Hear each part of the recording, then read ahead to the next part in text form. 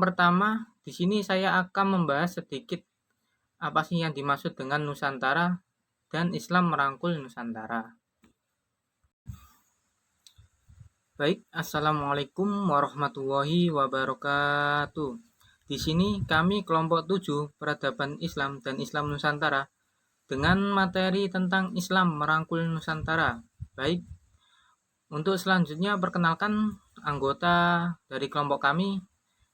Untuk pemateri yang pertama ialah saya sendiri, yaitu Ridwan Halim, NIM E2019-3007. Kemudian pemateri yang kedua yaitu Ulfa Dwi Laila E2019-3023. Kemudian pemateri yang ketiga yaitu Amalia Nur Islamia NIM E2019-3036. Untuk pemateri yang keempat yaitu Nurul Istiqomah NIM E2019-3037. Dan untuk yang terakhir pemateri yang kelima yaitu Afifatus Soleha NIM E2019-3039. Baik, di sini untuk yang pertama-tama di sini saya akan membahas sedikit tentang apa sih yang dimaksud dengan Islam Nusantara dan Islam merangkul Nusantara itu. Untuk pengertian Islam Nusantara sendiri terdiri dari dua kata, yaitu Islam dan Nusantara. Islam berarti penyerahan, keputusan, ketundukan, dan perdamaian. Agama Islam ini memiliki 5 ajaran pokok sebagaimana diungkapkan Nabi Muhammad SAW, yaitu Islam adalah bersaksi sesungguhnya tiada Tuhan selain Allah dan Nabi Muhammad adalah utusan Allah, menegakkan sholat, menunaikan zakat, melaksanakan puasa, dan menunaikan haji bagi yang mampu. Selain itu, Islam memiliki 2 pedoman yang selalu merujuk pada Al-Quran dan hadis. Keduanya memuat ajaran yang membimbing umat manusia beserta alam raya ke arah yang lebih baik dan teratur. Nusantara sendiri adalah istilah yang digunakan untuk menggambarkan kepulauan Indonesia yang merentang di wilayah tropis dan Sumatera di bagian barat sampai Papua di bagian timur. Inilah wilayah yang tercirikan dengan keanekaragaman geografis, biologis, etnis, bahasa, dan budaya. Kata Nusantara sendiri pertama kali muncul dalam susastra Jawa di abad ke-14 Masehi yang merujuk pada rangkaian pulau-pulau yang menjadi wilayah kekuasaan kerajaan Majapahit. Kata Nusantara sendiri adalah kata benda majemuk yang berasal dari bahasa Jawa kuno. Nusa yang artinya pulau dan antara yang artinya terletak di seberang. Di dalam kitab Negara Kertagama yang ditulis sekitar tahun 1365 Masehi, Empu Prapanca, seorang penulis sekaligus pendeta Buddha, menggambarkan wilayah penyusun Nusantara dengan memasukkan sebagian besar pulau-pulau dalam wilayah Indonesia seperti Sumatera, Jawa, Bali, Kepulauan Sunda Kecil, Kalimantan, Sulawesi, sebagian dari Maluku, dan Papua Barat. Ditambah wilayah lain yang cukup luas yang saat ini menjadi daerah kekuasaan Malaysia, Singapura, Brunei, dan bagian selatan Filipina. Pada tahun 2010, menurut data Biro Pusat Statistik, wilayah Indonesia sekarang terdiri dari 1.340 kelompok etnik dengan 2.500 bahasa dan dialog yang berbeda. Berdasarkan pengertian di atas, Islam Nusantara adalah ajaran agama yang terdapat dalam Al-Quran dan hadis yang dipraktekkan oleh Nabi Muhammad SAW yang diikuti oleh penduduk asli Nusantara, yaitu Indonesia, atau orang yang bertempat tinggal di dalamnya. Nah, model Islam yang dibawa para wali songo ke Nusantara yang kemudian populer disebut sebagai istilah Islam Nusantara, menjadikan kebudayaan Nusantara sebagai sarana untuk berdakwah. Menurut Wakil Ketua Pengurus Cabang Internasional Nahdlatul Ulama PCINU Ahmad Sahal pada kegiatan bedah buku Islam Nusantara yang diselenggarakan Lakpesdam NU Surakarta, Islam Nusantara itu Islam yang merangkul Nusantara. Maksudnya dalam pendekatan terhadap kenyataan kebudayaan Nusantara ini tidak memakai cara tumpas kerok atau cara yang kasar, tetapi dijadikan sarana untuk pengislaman dalam selaras dengan Islam. Seperti contoh dakwah yang dilakukan Wali Songo Jalan dakwah yang dilakukan 9 wali tersebut dilakukan dengan cara kedamaian. Dakwah Wali Songo dengan cara damai menggunakan rasa dan seni. Medianya berupa wayang dan suluk-suluk yang menguatkan rasa.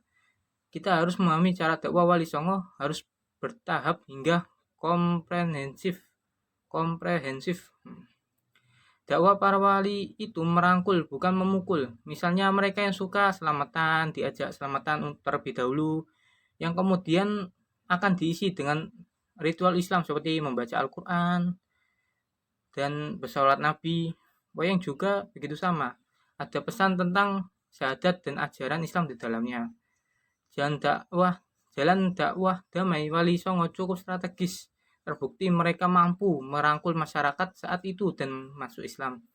Strategi Wali Songo dan Kiai pesantren berhasil mengislamkan orang kafir dan sudah terbukti, bukan malah mengkafir-kafirkan orang dan tanpa kekerasan. Fikih, akhlak dan tasawuf adalah bagian penting yang tidak bisa putus. Dengan memahami hukum Islam, teladan sikap Rasulullah dan puncak spiritualitas, maka Islam akan menjadi agama yang sejuk, ramah, dan tidak mengerikan. Model Islam Nusantara yang membawa nilai dakwah yang santun dan damai merupakan perwujudan dari Islam yang kafah, yaitu menyeluruh dan rahmatan lil alamin. Islam Nusantara ini Islam yang kafah dan memakai ilmu, bukan sekedar yang penting memakai istilah tersebut. Para ulama Islam Nusantara ini memiliki sanad keilmuan yang bersambung hingga Rasulullah Shallallahu Alaihi Wasallam. Jadi sanadnya bukan dari Syekh Google, tetapi mereka mendapatkannya dari para guru yang memiliki mata rantai keilmuan hingga Rasulullah Shallallahu Alaihi Wasallam. Baik, hanya sampai di situ yang bisa saya bahas. Untuk materi selanjutnya akan dibahas oleh Ulfa Dwi Laila. Untuk Mbak Ulfa, monggo dipersilakan.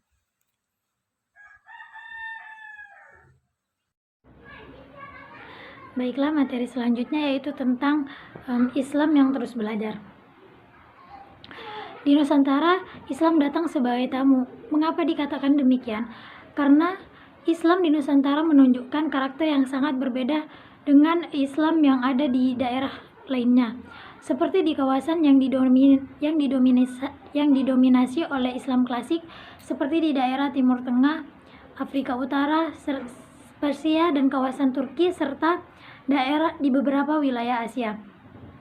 Di daerah-daerah tersebut, Islam datang sebagai hakim yang menguasai dan menegakkan hukum dan persengketaan di daerah tersebut. Selain itu, di Timur Tengah misalnya, Islam secara umum dipandang sebagai sistem sosio-religio politik yang lengkap, final, dan otoritatif, yang tidak memberikan pilihan lain selain untuk menaati aturan konstruksional final tersebut. Akan tetapi, di sisi lain, Islam di Nusantara selalu dalam kondisi yang belajar secara terus-menerus. Meskipun Islam di Nusantara berbeda dengan Islam yang ada di daerah lainnya, bukan berarti Islam di Nusantara itu membawa hal-hal yang berbau bid'ah. Akan tetapi para ulama dan para pemimpin Islam yang ada di Hindia Timur itu sangat berhati-hati dan waspada dalam menyebarkan dan menyiarkan agama Islam. Mereka mempraktikkan dan menyebarkan agama Islam dengan dengan ajaran yang sangat fundamental dan mengikuti tradisi intelektual serta selalu menjaga mata rantai ikatan antara keilmuan dengan Islam yang klasik. Selain itu juga para pemimpin Islam mengacu pada ajaran para mujtahid, yaitu para pemimpin mazhab Islam yang otoritatif dari generasi awal yang hidup di kawasan di Timur Tengah. Dengan demikian, Model Islam Nusantara adalah turunan otentik dari Islam Ahlussunnah wal Jamaah yang dijaga dan diajarkan oleh para ulama yang otoritatif. Para ulama di Nusantara secara tradisional menerapkan dua prinsip strategis yang otoritatif dari generasi awal yang hidup di kawasan di Timur Tengah. Dengan demikian, model Islam Nusantara adalah turunan otentik dari Islam Ahlussunnah wal Jamaah yang dijaga dan diajarkan oleh para ulama yang otoritatif. Para ulama di Nusantara secara tradisional menerapkan dua prinsip strategis, yaitu yang pertama memastikan fokus yang berimbang dalam perhatian terhadap dimensi spiritual Islam, yaitu tasawuf, dan mengenalkan berbagai jenis persaudaraan spiritual, yaitu tarekat. Kedua ajaran itu didirikan oleh para ulama pendahulu di Timur Tengah kepada komunitas lokal di seluruh kepulauan di Hindia Timur. Kedua ajaran tersebut mendapat respon yang sangat positif dari masyarakat lokal dan sekaligus menjadi wajah yang mencirikan Islam Nusantara.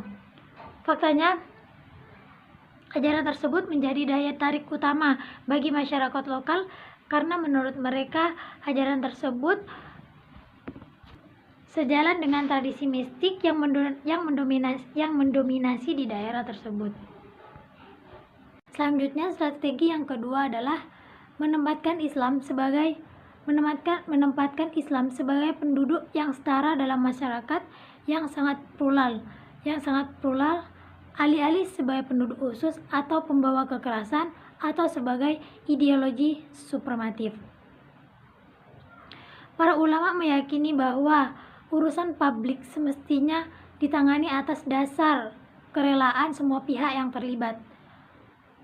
Di Nusantara, para pemimpin Islam sangat jarang terbebani oleh ekspektasi ataupun permintaan untuk menegakkan hukum Islam terhadap pemeluk agama dan keyakinan yang lain.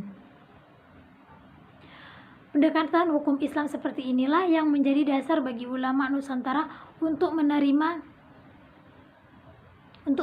Republik Indonesia yang merupakan negara sekuler dan menolak apa yang seringkali disebut negara Islam atau kekhalifahan. Karena Islam hadir di bumi Nusantara sebagai tamu terhormat, bukan sebagai penakluk. Oleh karena itu, secara umum dapat dinyatakan bahwa kemampuan para ulama Nusantara dalam beradaptasi terhadap pendekatan hukum Islam seperti inilah yang menjadi dasar bagi ulama Nusantara untuk menerima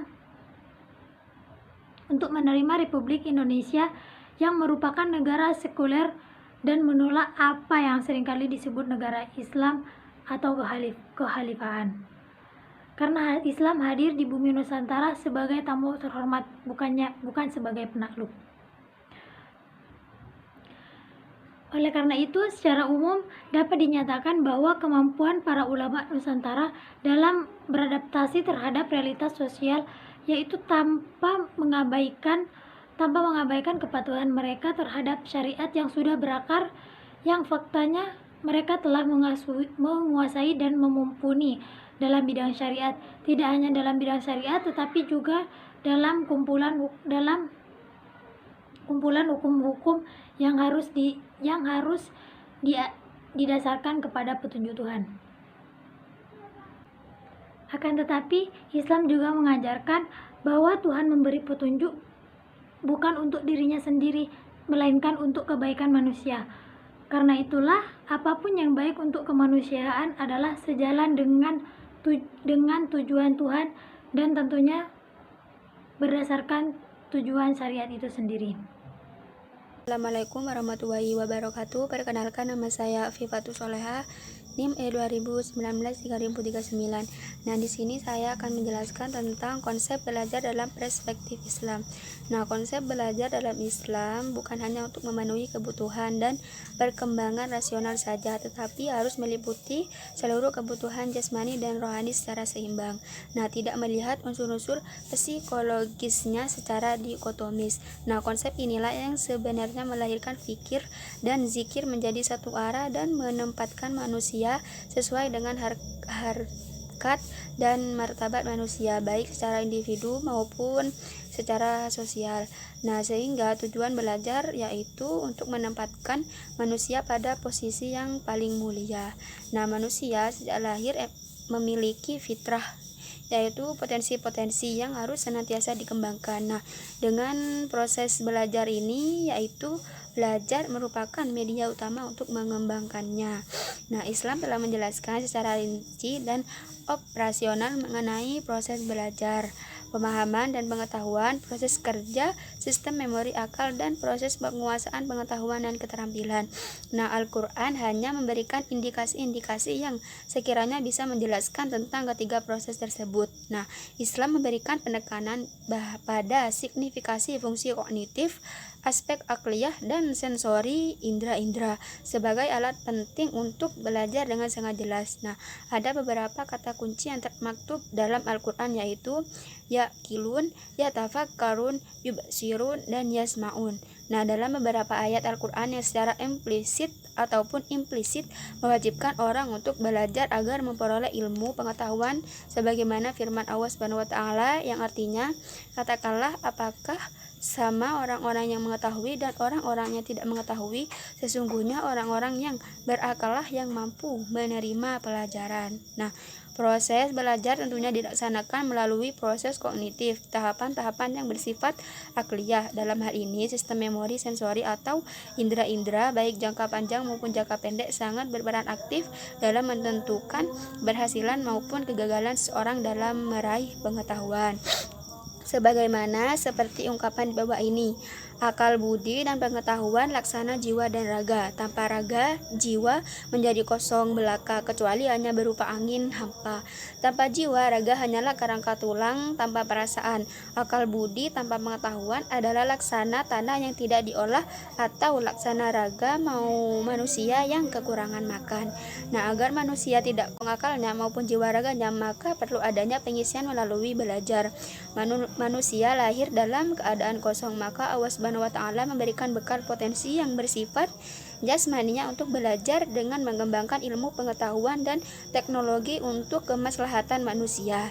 Nah, potensi-potensi tersebut dalam organ fisiopsikis manusia berfungsi sebagai alat penting untuk melakukan kegiatan belajar yang berupa indera penglihatan, fungsinya untuk menerima informasi visual, indera pendengaran, fungsinya untuk menerima informasi verbal, akal, potensi kejiwaan manusia yang merupakan sistem psikis yang kompleks untuk menyerap, mengelola, menyimpan, dan memproduksi kembali item-item informasi dan pengetahuan ranah kognitif. Nah, ketiga alat-alat yang bersifat fisiopsikis tersebut di atas dalam segala bentuk aktivitas belajar saling berhubungan dan saling mendukung secara fungsional. Nah, dalam hal ini Allah telah berfirman yang artinya, dan Allah mengeluarkan kaummu dari perut ibumu dalam keadaan tidak mengetahui sesuatu pun, dan Dia memberi kamu pendengaran, penglihatan, dan hati agar kamu bersyukur. Nah, mungkin cukup itu yang bisa saya sampaikan. Kurang lebihnya saya mohon maaf. Wassalamualaikum warahmatullahi wabarakatuh. Perkenalkan, nama saya Amalia Nur Islamia, NIM E2019-3036. Di sini saya akan melanjutkan penjelasan dari teman saya, yaitu tentang Islam agama rahmatan lil alamin. Islam adalah agama rahmatan lil alamin, artinya Islam merupakan agama yang membawa rahmat dan kesejahteraan bagi seluruh alam semesta, termasuk hewan, tumbuhan, dan jin, apalagi sesama manusia. sesuai dengan firman Allah dalam surat Al-Anbiya ayat 107 yang berbunyi, "Dan tidaklah kami mengutus kamu melainkan untuk menjadi rahmat bagi semesta alam." Islam melarang manusia berlaku semena-mena terhadap makhluk Allah. Terdapat sabda Rasulullah sebagaimana yang terdapat dalam hadis riwayat Al-Imam Al-Hakim, yaitu siapa yang dengan sewenang-wenang membunuh burung atau hewan lain yang lebih kecil darinya, maka Allah akan meminta pertanggungjawaban kepadanya. Islam adalah rahmat bagi seluruh manusia.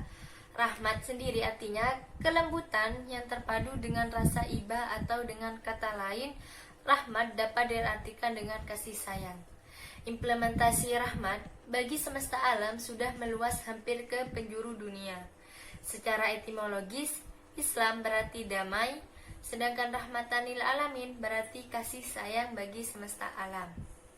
Maka, yang dimaksud dengan Islam rahmatan lil alamin adalah Islam yang kehadirannya di tengah kehidupan masyarakat mampu mewujudkan kedamaian dan kasih sayang bagi manusia maupun alam. Assalamualaikum warahmatullahi wabarakatuh. Saya Nurul Istiqomah dari kelas Akuntansi Syariah 1 dengan NIM E2019-3037. Di sini saya akan melanjutkan materi selanjutnya, yakni tentang pembagian hukum Islam di Indonesia atau di Nusantara.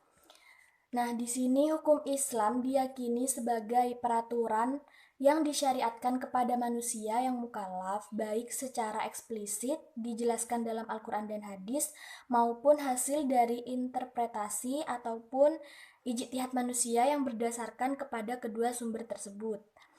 Kombinasi antara kedua unsur yang signifikan, yakni syariat dan fikih, maka hukum Islam memiliki nilai-nilai yang universal, komprehensif, dan fleksibilitas, sehingga tidak akan mengalami keterbatasan dan penyempitan fungsi secara aplikatif. Nah, di sini hukum Islam terbagi menjadi dua. Yang pertama yakni hukum perdata dan yang kedua hukum pidana. Nah, hukum perdata di dalam Islam terdiri dari yang pertama, munakahat.